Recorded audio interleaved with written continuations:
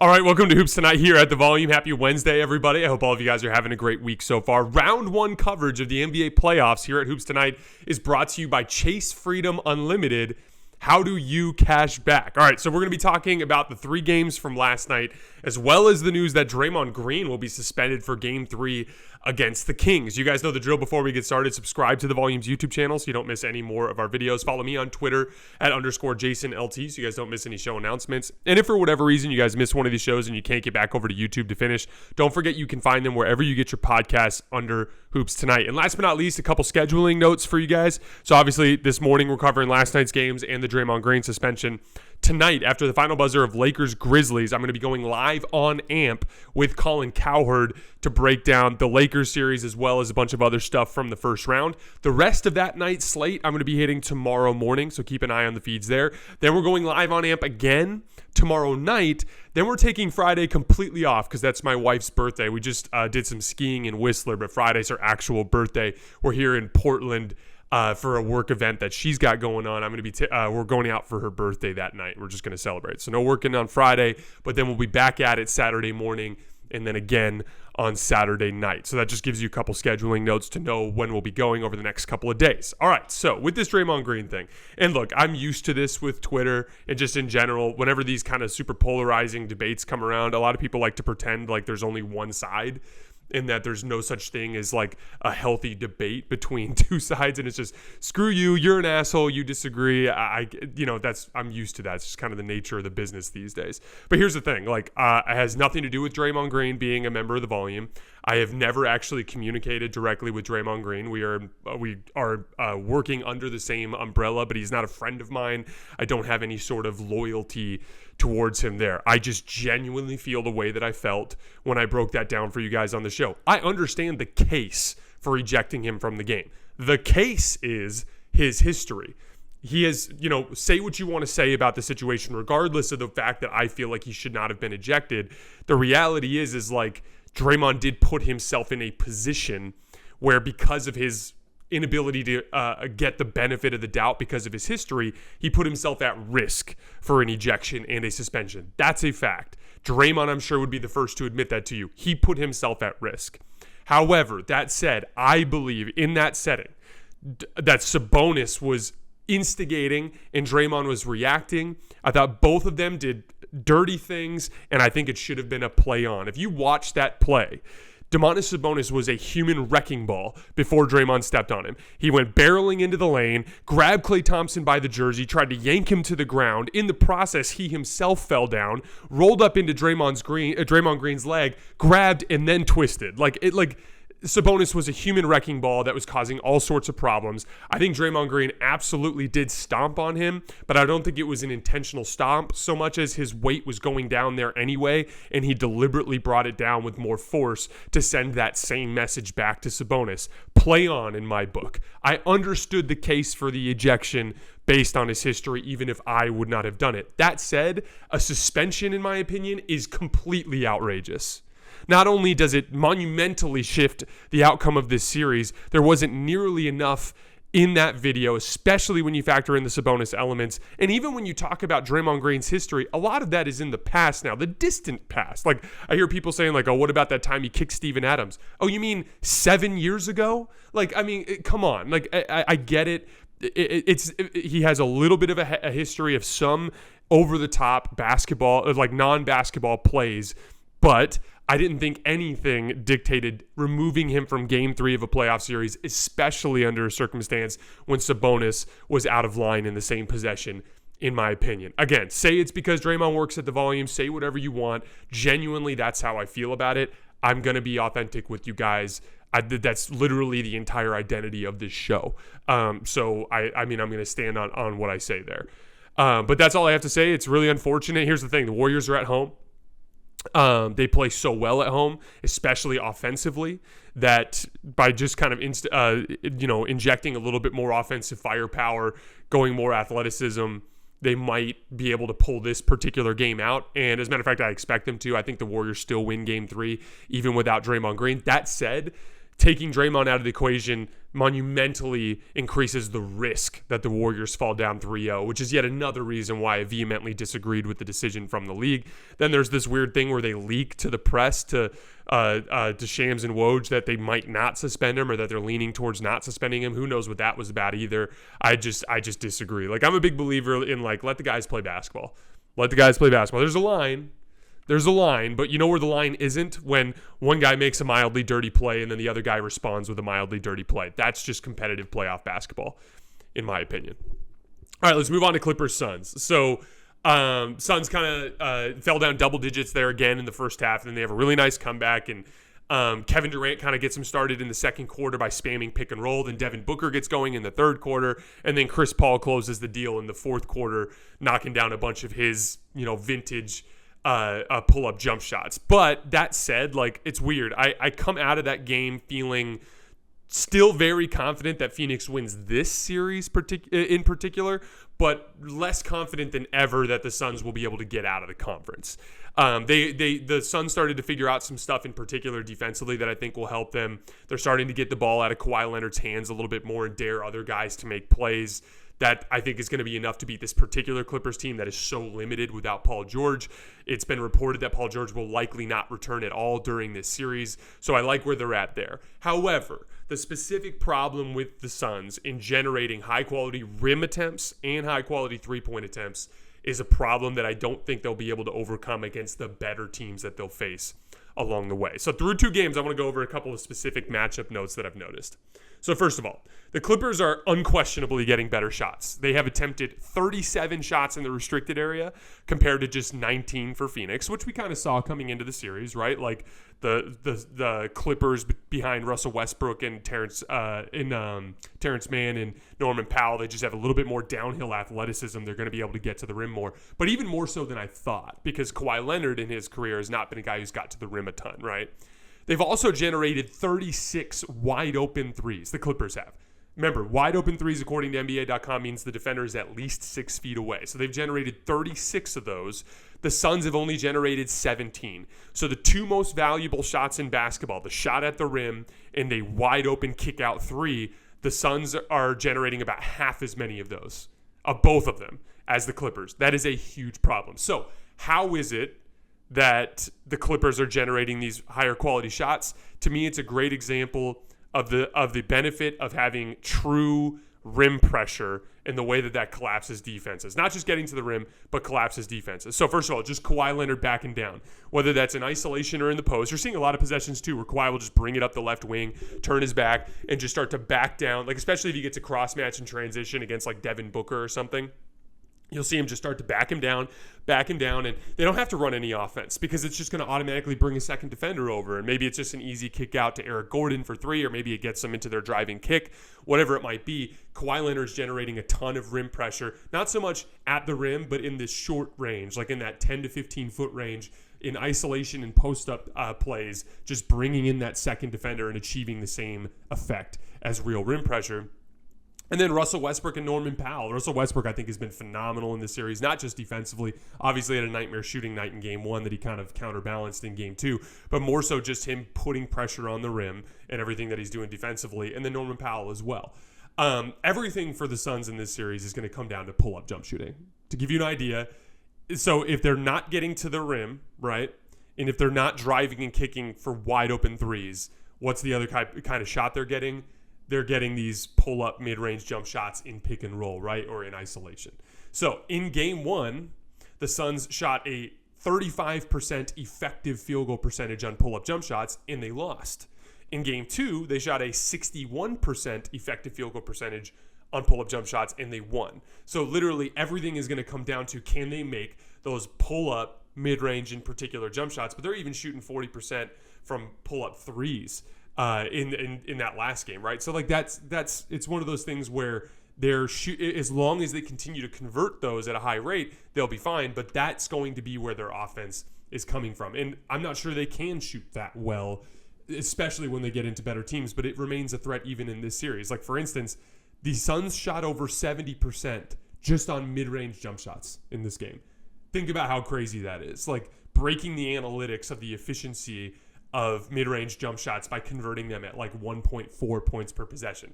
That's insane. I'm not sure how sustainable that is. One other positive note for Phoenix, though, because again, I say it comes down to pull-up jump shooting. They might just make them. And they might just make them all the way to the middle of June. And if they do, they're going to have the trophy.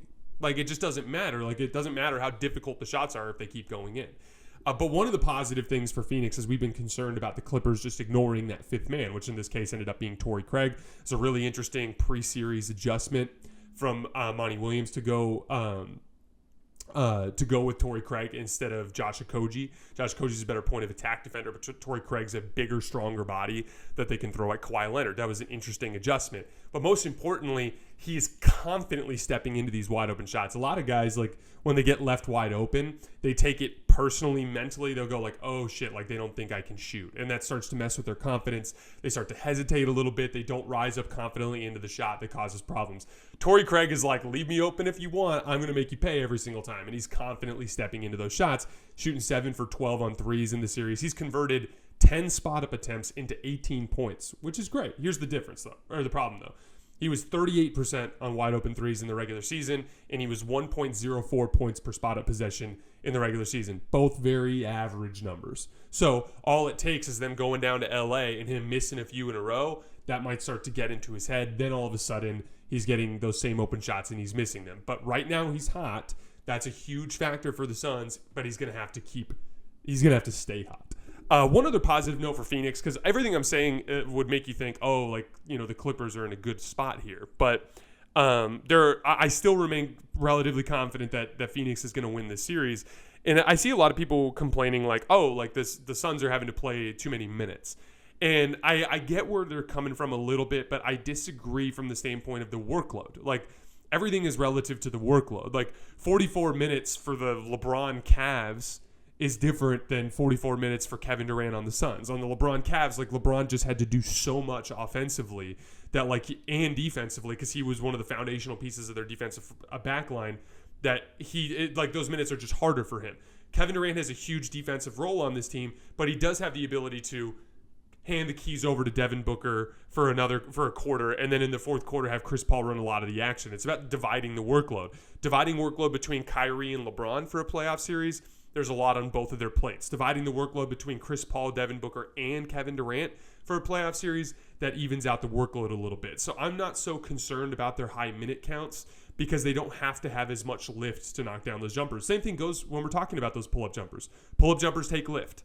And one of the main reasons why they might just make them all the way to the middle of June is simply because they can split that workload 3 ways, so you don't have to worry about your legs getting worn out to the point where you're not getting enough lift to knock down those shots. So a lot of good stuff for the Clippers, some concerning stuff for the Suns in the long run, but I'm still staying on the Suns for now.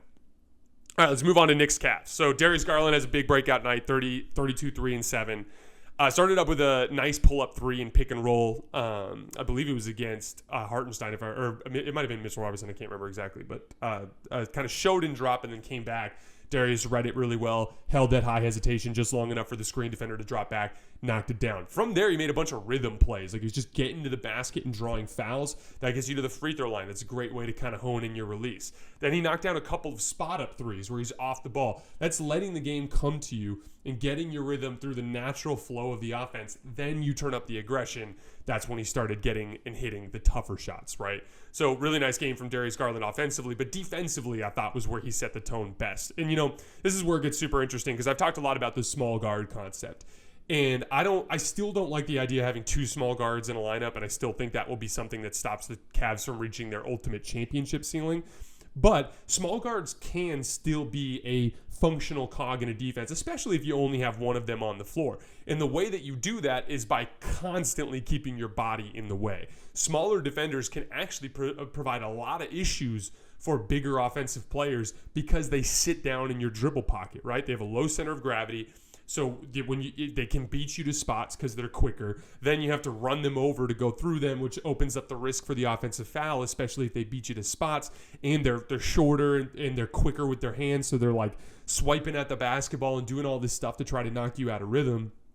They're really good at disrupting your flow there. And Darius Garland from the opening tip of this game was excellent applying ball pressure. You can do it as a small guard. You just have to work extremely hard. There are guys in the league that have done this. We've seen this with Fred VanVleet. We've seen this with Dennis Schroeder on the Lakers. Like, you can be a small guard that is as an impact player defensively. It just gets concerning when you got two guys like that, because then at any given point, a team that's got good rim pressuring forwards can consistently attack your smaller defensive players when they have a chance. But I thought he did a good job of setting that tone.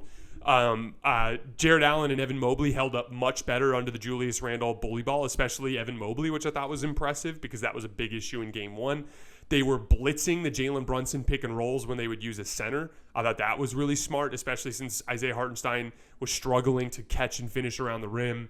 Mitchell Robinson is not the best guy to operate out of the short roll, right? So, like, they did a good job of getting the ball out of Jalen Brunson's hands without having to deal with, too many closeout situations or issues on the backside, right? I thought even Chetty Osman held up a little bit better against Jalen Brunson in switches. All good signs. We talk a lot about game plan stuff, and game plan stuff still matters, but, sometimes you just have to do better. We talked about this with the Warriors with their perimeter contain. Like, some of it is just like, you need a guy who's losing a battle to stop losing that battle and to start winning that battle. Aside from anything schematic, that can go a long way.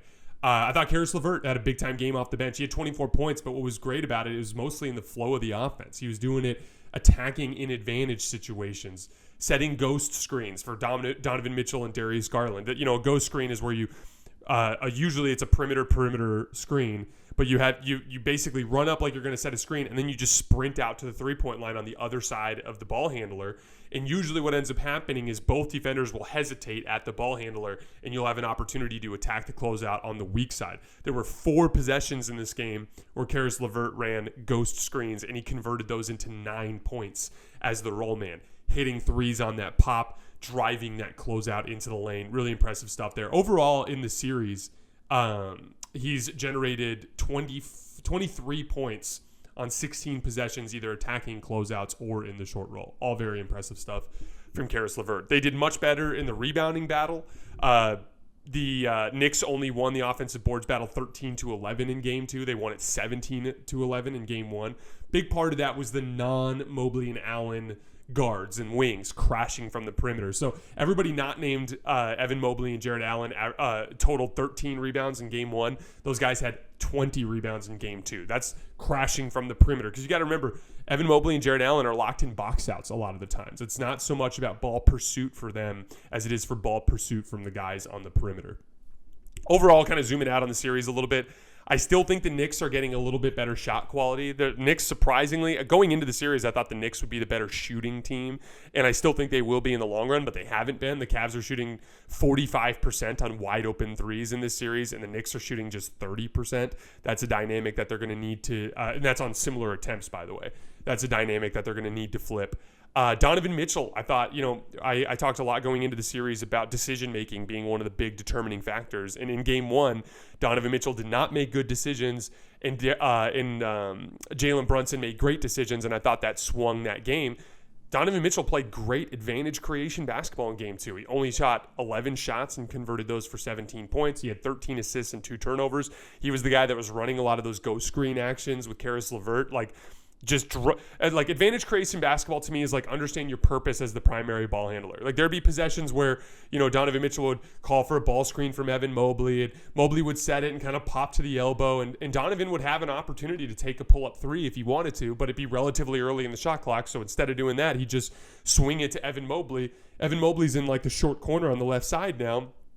His defender lingered around Donovan Mitchell, so Mobley just rips through to the baseline and dunks it. You know what I mean? Like that's easy basketball. You don't need to take the pull-up 3 yet. You can swing it to Evan Mobley and let him play with an advantage. And then, if you end up in a 5, 6, 7 seconds left on the shot clock, that's when you call for another ball screen and you run your high pick and roll and you go take that pull-up 3 if it's there. It's, just kind of order of operations. Advantage creation basketball in the first section of the shot clock. Then you move to more aggressive scoring basketball when you get late in the shot clock. He outplayed Jalen Brunson in this game. And, that's the thing. Like, final thing I'll say about it, like the defenses are going to ebb and flow in this series. You know, the Cavs had an excellent defensive game last night. You know, the Knicks are going to have some excellent defensive games when they go to New York, but everything to me still comes down to who's going to win that battle. Julius Randle and Jalen Brunson, or Darius Garland and Donovan Mitchell. Brunson and Randle outplayed Garland and Mitchell in game 1. Knicks won. Garland and Mitchell both outplayed Randle and Brunson in game 2. Cavs won. That's going to be what determines the outcome of this series. All right, really quickly on Celtics Hawks. I know I haven't spent a ton of time on some of these upper seeds, but you guys know how it goes. It's just simply a matter of the fact that we have more entertaining first round series. I'm really excited for Celtics Sixers when we finally get there. We're going to cover that series in excruciating detail, but I'm sorry, with all this other entertaining basketball going on, it's just not fun to talk about the Celtics beating the shit out of the Hawks or the Sixers beating the shit out of a very limited Nets team. But in this game, too, the Hawks came out with a good punch to start. They went up 22-11, and they immediately went on a 14-0 run. Like, the big thing that stood out to me during that run was Robert Williams. A couple of specific things. Obviously, a devastating rim protector when he's locked in and healthy. But one of the most impressive things to me in that second quarter, or in that 14-0 run to take the lead back, was ducking in underneath the basket. Robert Williams just like, you know, whenever he'd catch him in a switch or his defender not paying very, very good attention to him, he would just quickly duck in under the rim and stick his arm out, make a little passing window available. Celtics guard makes an entry pass. He fends him off, quick catches with the right hand and finishes around the rim. That's that like duck in finish that Rudy Gobert could never do, that ended up being such a problem for the Jazz all those years and has been a problem for the Minnesota Timberwolves as well. You need to be able to convert those quick duck-ins for baskets. Then there was a play later in the run where he had a duck-in on the right block, and Marcus Smart makes the entry. Marcus Smart doesn't make the entry. I can't remember if he makes the entry pass or not, but Marcus Smart is on the right wing. So the entry pass gets made, and Robert Williams feels that the defender is on his backside, so he knows he doesn't have an easy layup, right? Like he's going to have to make at least a post move. But Marcus Smart's man just kind of sucks into the lane a little bit, and Rob Williams on the catch just like touches it right back out to Marcus Smart, who hits the three. Because Robert Williams has always been a very good passer for a big his size, right? But like that stuff, that little offensive piece of like ducking in and finishing at the rim and making quick decisions when you have double teams or when you don't have good advantages underneath the basket, all very encouraging stuff for Robert Williams in another very balanced Boston effort to beat Atlanta. Trae Young in this series so far, 40 points on 40 shots, 14 assists to just 10 turnovers. This is becoming a recurring theme for Trae Young. His offensive skill set just does not translate to this super physical playoff environment, especially when he faces top-tier NBA defenses. It's a real problem. One of the biggest things that I'll say has stood out to me in the last couple years covering the NBA is just the value of strength, especially when we get to this stage. As the physicality increases, the ability to withstand uncalled fouls is the difference between successful offensive players on this stage and unsuccessful offensive players at this stage. That goes even further to your ability to inflict that same physicality in uncalled offensive fouls on your defensive player. And too often I see these uber finesse players struggle with this. Like Kevin Durant had a big night last night, and Kevin Durant has had a lot of good playoff moments, but even when he has struggled in the playoffs, it has generally been a result of physicality disrupting him because he struggles a little bit to win those types of battles. But that's definitely a concern for Trae Young and something that the Hawks are going to have to keep an eye on long term. That's it. I think we're headed towards still a 5-game win for Boston. I wouldn't be surprised if Atlanta stole one when they go home. All right, guys, that's all I have for today. As always, I appreciate your guys' support. Don't forget, I'll be live with Colin Cowherd tonight after Lakers Grizzlies, and then we'll cover the rest of those games tomorrow morning in an episode of Hoops Tonight. As always, I appreciate you guys, and I'll see you later tonight.